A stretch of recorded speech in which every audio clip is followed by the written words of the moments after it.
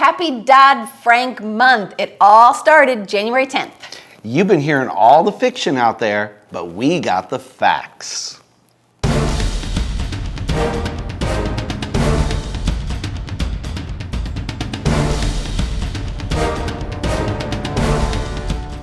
Hello, my name is Barry Horvath, and this is Moving Forward TV, your local market update. And I am DeLynn Gaston. Thanks for joining us. So we are talking about the brand new CFPB QM. You guys have all heard about it forever now. All right, let me give you a fact. It's not brand new. This sucker's been in the works for several years. Yes, it has. It's brand new, and the fact is, January 10th, they said, we're going to make this sucker happen. Well, okay. So we're going to give you the facts. Because there's a lot of fiction floating around out there about what can and can't happen. Like, for example, fiction number one, the CFPB ability to repay ATR, ability to repay rule will cut off consumers' access to credit by requiring all loans be QM loans, qualified mortgage loans. Excuse me. Is that true or false? False.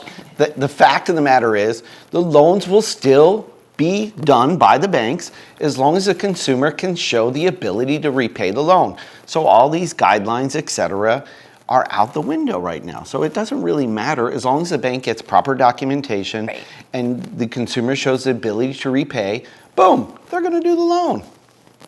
Also, banks aren't going to make any loans that are not qualified mortgages. True or false? All right. Okay. So we went right on here to our next fact and fiction. Did you not want to go right on? Yeah, that's fine. Moving right along. So basically, the rule was designed to protect consumers, to make sure they had the ability to repay. So they're still going to do the loan. I mean, that's just the fact of the matter. So if they fall outside the QM guidelines, that doesn't mean anything. It basically means as long as they, once again, can show the ability to repay the loan, they're going to do the loan. And you know what I think is kind of funny about this whole thing? Okay, so for the last several years, as we said, the government has been, they pile a whole bunch of politicians in a room, and they did 1,099 pages. Is that how many pages it was? Yes, something like that. I think you're making that up. Oh, no, it was over 1,000 pages of what a QM, what is a qualified mortgage? Duh. Yeah. Let's make sure somebody can repay the loan. Hey, there's a good idea. Exactly, that's a great idea. It took them several years to do that. And 1,000 pages of legislation in order to do that and to put that into place, only for some of the banks and stuff like that to find a workaround, just like that. All right, let me give you a fact. Between 92 and 95% of the loans that we've already been doing every single day that your banks have been lending so you can buy your dream home already are QMs. They already qualify. Right.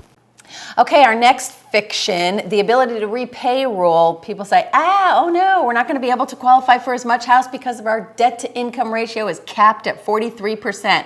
Oh my, what are we going to do? Lions and tigers and bears? Oh my! I knew we had to get that in. Okay, here's the facts, folks. The bank can make their own best judgment on if a borrower will qualify and can meet the debt to income ratios under their own, 1,000 of pages out the window. Yeah. The 43% rule doesn't really apply, once again, as long as they can prove to the bank that they can afford the loan. They have the ability to repay it. And you know what? And it also goes on to say that over 90% of the loans that we're making today and that we have been making for the last few years here already fit these guiguidelines. Most people are already under 43%. So it don't matter. It don't matter. It don't matter. All right, moving on. Next thing that everybody is freaking out about and complaining about. Of course, this one we've been hearing for a long time. Yeah. The new rules have excessive documentation requirement and are going to make it nearly impossible for a self-employed person to get a mortgage. Nope. We've been hearing that one now for years. Well, self-employed people have been struggling over the last few years since they had to show income documentation. Ever since they had to show income. Once again, nothing's going to change. They need to still produce tax returns. They still need to produce pay stubs. They still need to produce credit card debts and student loan statements. All of that stuff all of the documentation needed to show, once again, that they can repay the loan are still in place. None of that has changed. That's the fact, Jack. And that's the good news, because they want to make sure that people are not going to be in something they can't afford. That's a great idea. What a good idea. Yeah. Who came up with that idea? These guys in Congress that They pass need this to be new rule. rewarded. Yeah, I think we should send them what? Hire them again. Oh. Vote them back into office. about it. Okay, somewhere along the line, one of the floating around rumors out there is that they're requiring 20% down or 30% down. Where did that come from? I don't know, because that, like, in that entire 1,000 pages, there's nowhere. Okay, fact. The new rule does not require any minimum down payment. No. So throw that one out the window as well. You know what? Maybe people were thinking with that one, maybe they're just like, well, now I have to show where the down payment's coming from. Well, they always did have to show where the down payment's coming from. I don't know. And then some. And then some, yes. Yes. But we're not going to go there. Okay, the next thing on the list. Points and fees cap is going to put mortgage brokers out of business and ultimately will end up hurting the consumers, and they will just end up paying higher fees and interest rates. Okay. Can I give you... True or false? False. Here's the fact of the matter.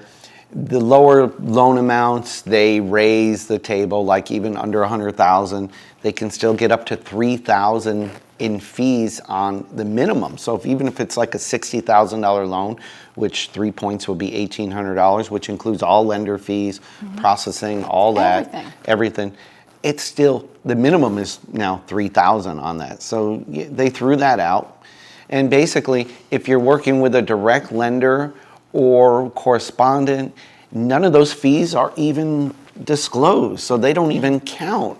So all that, once again, is out, all of it's out the window. And in the end, this is all, it's like so outdated because years ago, 2010, when they came out with the new good faith estimates and the new HUDs and everything, all of that, everything became transparent anyway. So there is no more of that gouging. There hasn't been in years and years and years. Nobody is doing any of that stuff anymore. For the most part, closing costs, they're all pretty close to the same. I have a question. Yes. I think we need to do a show on how much did we spend on putting this law in place. Oh my gosh, I don't even want to, that and the banks have already, there's already a workaround and all the scare and so forth. So, and software had to be updated.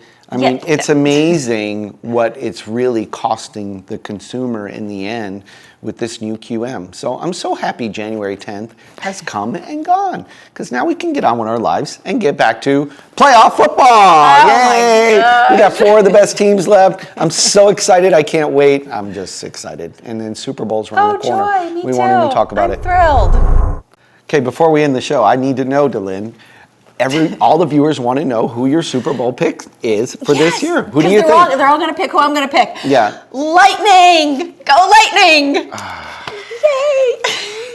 All right, folks. I know, I'm kidding. They're hockey. I love hockey.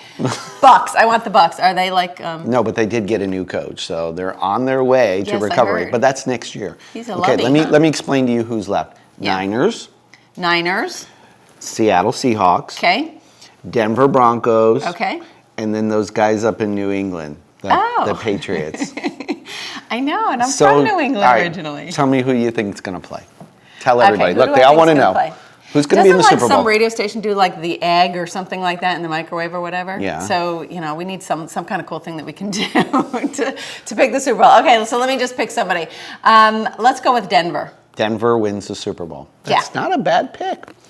Okay. Cool. I just like Denver. I think it's a cool place. All right. Anyway, moving on. Away from football. When is that anyway? Is that like next week? And when are we going to find out who is in the Super Bowl? Yep. Coming up next soon. week. Okay, whatever. Sunday. Yeah, by the time the show gets out, it's probably going to be like Super Bowl time. Anyway, we appreciate you guys watching. Share the show, get it out. And he just loves this. Share the show, get it out, get it all over the place. All the fact and fiction about Facebook, Twitter, CFPB. Share us, like us. Don't worry, it's not changing the way we do business. And everything is going forward good. It's moving forward.